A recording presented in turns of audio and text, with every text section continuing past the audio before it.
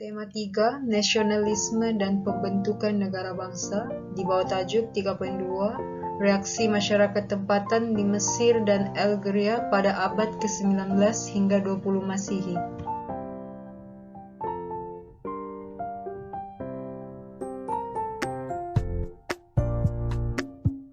Pengenalan bagi reaksi masyarakat Mesir, yaitu pada abad ke-18 Masihi, Mesir merupakan sebahagian dari wilayah kekuasaan Empire Turki Uthmaniyah.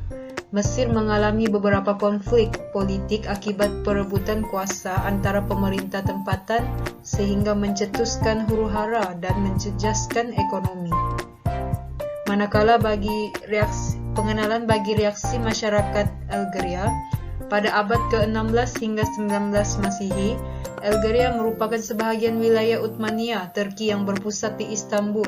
Algeria merupakan negara terbesar di Afrika dan di dunia Arab, yaitu kaya dengan sumber minyak dan gas, serta lokasi geografi yang strategik.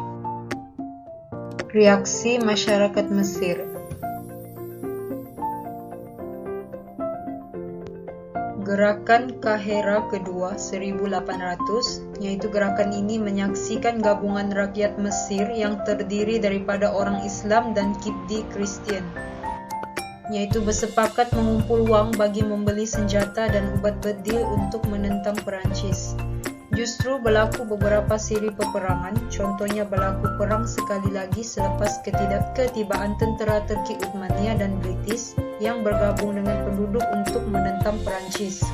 Kesannya menyebabkan kerugian nyawa dan kerugian benda bagi kedua-dua pihak.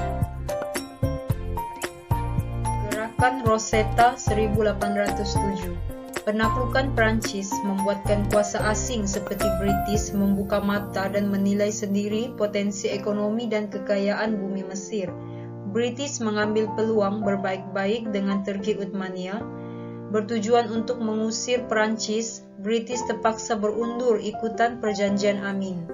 British sentiasa mengintai dan menunggu peluang untuk menakluki Mesir.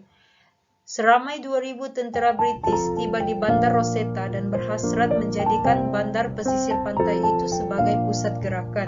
Kesannya, ramai penduduk tempatan dan tentera British telah terkorban dalam pertempuran tersebut. Gerakan Jamaluddin Al-Afghani dan Muhammad Abduh. Gerakan ini telah disokong oleh golongan intelektual Islam terkemuka. Gerakan ini juga memimpin gerakan Islam, yaitu gerakan Islam juga merupakan satu gerakan penentangan tanpa senjata. Gerakan ini bersifat intelektual yang bertujuan untuk membangkitkan kesadaran rakyat, yaitu menentang imperialis Barat terhadap dunia Islam. Contohnya kaidah perjuangan melalui pidato, media massa dan karya penulisan seperti akhbar dan majalah. Gerakan penentangan golongan awam dan tentera. Di dalam gerakan ini, wujud dua golongan penentang terhadap penguasaan asing. Yang pertama ialah golongan awam, di mana terdiri daripada para bangsawan, ulama dan tuan tanah, dan kedua ialah kumpulan pegawai tentera. Fokus golongan tentera adalah menentang kepimpinan Turki Sirkasya, yaitu kemuncak penentangan kedua-dua golongan ini bergabung mendukung gerakan nasionalisme Mesir apabila kuasa Eropa menunjukkan pemusuhan. Gerakan Mustafa Kamil dan Muhammad Farid, golongan nasionalis lulusan undang-undang, di mana gerakan ini merupakan golongan nasionalis lulusan undang-undang, yaitu golongan nasionalis terus mengkritik penguasaan penuh British dalam pentadbiran Mesir. Pihak British tetap enggan melaksanakan sistem berparlimen sepenuhnya. Golongan ini dipimpin oleh Mustafa Kamil dan Muhammad Farid. Reaksi masyarakat Algeria.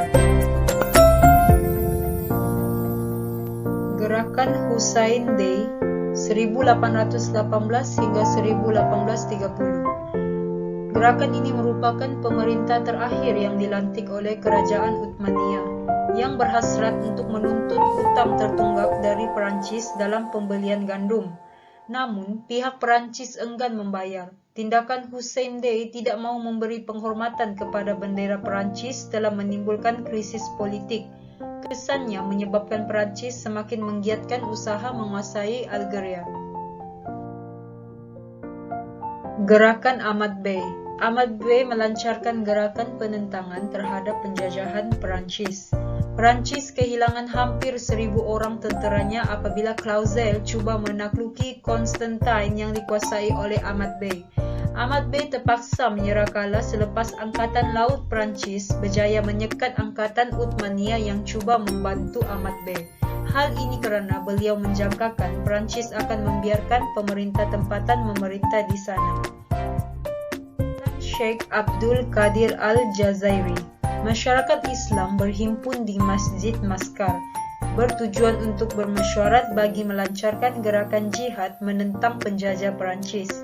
Mereka memilih Sheikh Abdul Qadir sebagai ketua mujahidin.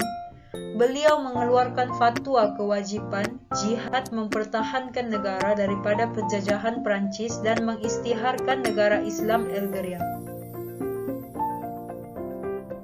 Gerakan Abu Mazi. Abu Mazi merupakan seorang tokoh berpengaruh dalam gerakan penentangan di Algeria. Beliau berjaya menggerakkan rakyat tempatan dan memindahkan gerakan di Zawawa dan bergabung dengan Sheikh Abdul Qadir. Sheikh Abdul Qadir melantik Abu Mazi sebagai gubernur wilayah berkenaan.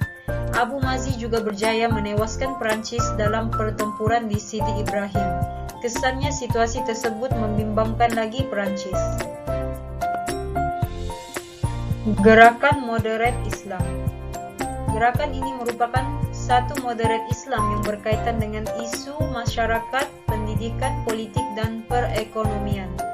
Gerakan ini menghantar memorandum kepada kerajaan Perancis di Paris, yaitu bertujuan untuk memohon bagi mendapatkan hak mengundi dan melantik perwakilan rakyat tempatan dalam pentadbiran Algeria. Namun pergerakan tersebut tidak berjaya. Kesimpulannya, kezaliman pihak penjajah dan dasar pembaratan kerajaan telah membangkitkan lagi gerakan penentangan rakyat Mesir dan Algeria.